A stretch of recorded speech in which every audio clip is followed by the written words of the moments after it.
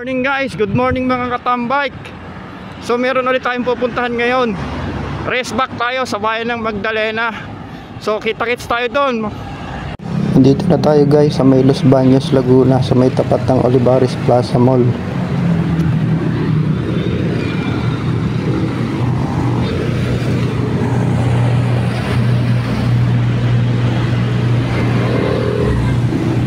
So ayun guys, nakarating na tayo dito sa Bae, Laguna. So tuloy-tuloy lang tayo. So andito tayo guys sa kahabaan ng Bae, papuntang Kalawan, Laguna. Time check, alas 7 na ng umaga guys. Medyo tinanghali na tayo ng alis sa bahay. Mainit na. Dito na tayo guys sa kahabaan ng Kalawan, Laguna. Ayan o, ganda ng tanawin.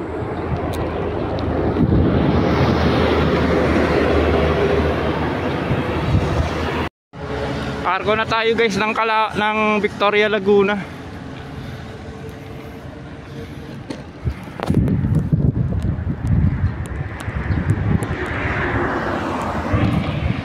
Daan ulit tayo guys dito sa maraming itik, Victoria, Laguna.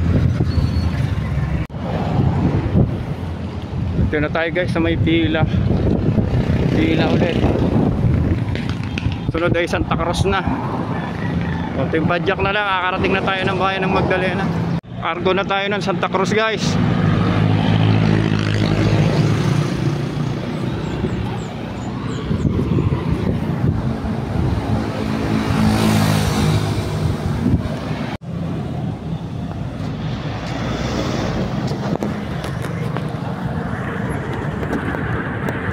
Cargo na tayo ng pagsanan guys.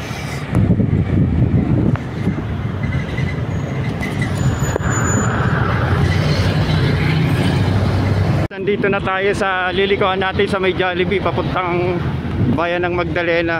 Kakanan tayo dito.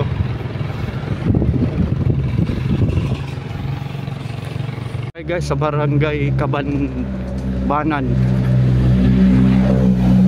Nandito tayo ngayon sa kahabaan ng highway.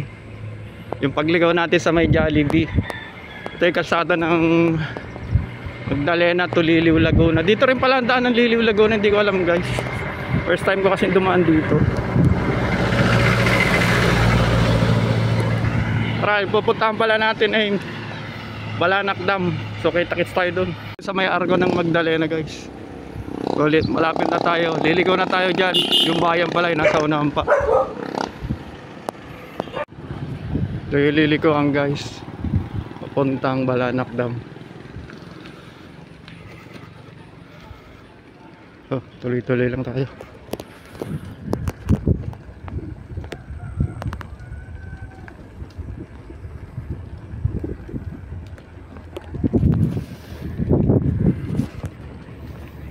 So ito yung makikita nyo, irrigation. Yun yung palatandaan. Papasok kayo ng Balanak Dam. Yan o. Madamo, dati malinis to guys nung nakikita ko sa mga nagbablog. Siguro, maulan na kasi ngayon guys. Ganda na simoy hangin, ng hangin dito guys. Ayan yung irrigation guys, karugtong yun hanggang doon sa dulo, sa pinakadam.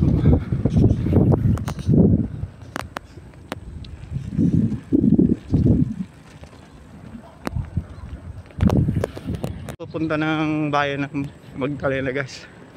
Medyo malayo-layo pa, tanghali na. So dito na lang tayo tatambay hanggang mamaya.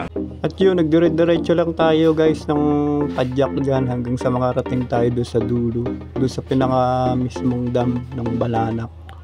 Sa mga gusto palang pumunta rito guys, sundan nyo lang yung video ko, o kaya naman tingnan nyo sa Google kasi nasa Google din naman ito. Hindi siya mahirap hanapin at marami na rin namang nakarating dito at nakapunta. So na tayo guys, ang ganda kasi ng view, tsaka ang sarap ng hangin, ang presko. Tamang pahinga muna tayo dito, tsaka selfie. Parang tulay na yan guys, hindi yan tulay, irrigation yan. Ang galing ang taas, ang galing ng pagkakagawa. So paglagpas nyo pala guys ng kalsada na may irrigation, magsasanga yung daan dyan. may pakanan at pakaliwa. So didiretso lang kayo doon sa may rough road hanggang makarating na kayo ng dam mismo. Tuloy-tuloy lang. Diretsohin nyo lang yun hanggang makarating tayo. Doon guys sa kalsada na may irrigation. Ito yung dadaanan nyo, rough road. Pag nakarating na kayo sa dulo, yung may kanan, may kaliwa. Diretso lang. Uy, muntik na tayo din guys ha. May nadaanan tayong lubak na may tubig. Muntik na tayong tumumba pero... Nandito na tayo guys sa Balanak Dam. Ito yung sinasabi ko guys na rest back. Kasi nung pumunta ako dito guys, sa kabila ako dumaan. Sa may kabilang daan, kaya hindi ako nakarating dito, kaya ni-rest baka natin. So ayan, makikita nyo guys ang Balanak Dam oh. Diba ang ganda? Mamaya bababa tayo dyan, maliligo tayo dyan guys. Sa pinakatapat ng Balanak Dam, ito yung overlooking dito. Ayan oh. Pag summer guys, dami dumadayo dito. Kasi masarap naman talaga maligo dito sa ganyang kalawak at kalaking ilog. Hindi ko lang alam ngayon guys kung pwedeng maligo. Parang bawal yata kasi malalim. Pero mamaya titingnan natin kung makakaligo tayo. Diyan guys, tamang pahinga lang muna tayo. Siguro mga 1 hour bago tayo bumaba dyan sa ilog. Tayo sundin natin yung bisikleta natin ng park at yung ating gamit sa secure natin. Guys, dito na tayo mismo sa Balanak Dam oh. Kaganda. Sarap sanang maligo kaso malabo tubig guys. Pero mamaya titingnan natin kung makakaligo tayo.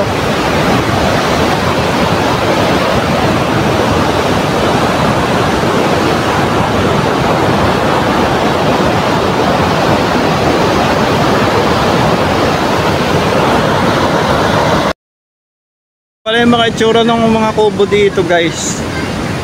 May mga rent naman daw yan pero hindi ko alam kung magkano. Wala kasing masyadong tao rito eh. Wala mapagtanungan. Pero yung entrance fee guys, libre lang. Walang bayad. Yung mga cottage yata na yan, may 50 or 100. Ganun guys. Ito tayo sumilong sa kubo na ito guys. Ito yung pinakamagandang kubo. Ayan yung bike natin. Mamaya didigo tayo. Pahinga lang muna saglit. Siya nga pala guys, pwede palang mag-overnight daw dito, sabi nung caretaker. Nakausap ko kanina. Ang cottage pala eh 100 to 300 ang presyo. So kung 300 yung cottage mo, pag nag-overnight ka, magiging 600 yun ang babayaran mo guys for overnight na. Marami nang pumunta rito, mga taga-ibang lugar, lalo na pag summer, ang daming tao dito guys.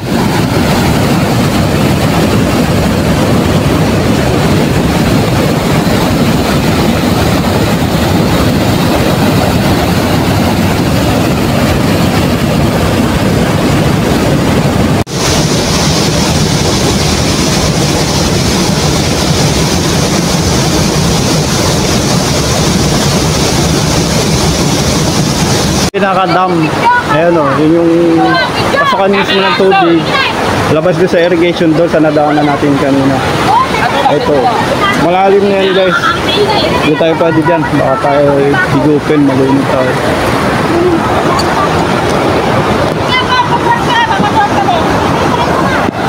Yung mga nakasama pala tayo dito, taga Mahihay daw sila guys, ayun o.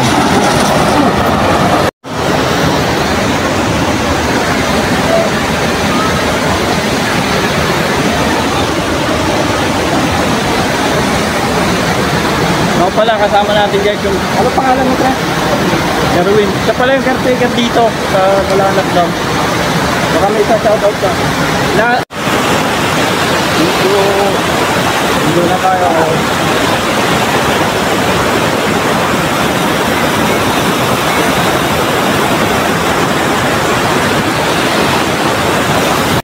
At yun, naligo na nga tayo dyan guys. Di tayo nakatiis eh. Ang ganda naman kasi ng ilog.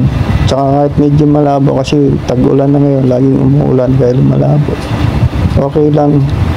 Yung tubig naman ay galing niya sa bundok Banahaw, malinis yan. Kaya lang lumalabo gawa ng ulan. So yan, tamang pasalubong tayo sa Agos kasi parang tinitera pa yung katawan mo dyan eh. So nagbabad ako dyan siguro mga 30 minutes. Hindi ko lang na-videohan guys kasi nga ang hirap ng video, mababasa cellphone natin eh. Tsaka baka mahulog, nakakatakot din naman. Sayang din naman pag nasira. So yan, bumalik na tayo sa Kubo guys at magbibihis na rin tayo at medyo kumukulim rin, parang uulan. Mukhang aabotin pa yata tayo ng ulan sa kalsada. At yan, inayos ko lang muna yung mga gamit ko, yung mga ginamit natin sa pagligo. So ayun guys, nakabihis na tayo dyan. Medyo nagmamadali na tayo at makulimlim na yung kalangitan, medyo uulan na guys. So, at yun nga guys, pauwi na tayo niyan. Napadaan lang tayo dito sa pila. Konting picture lang. Hanggang dito na lang pala yung video natin guys. Maraming salamat sa inyo.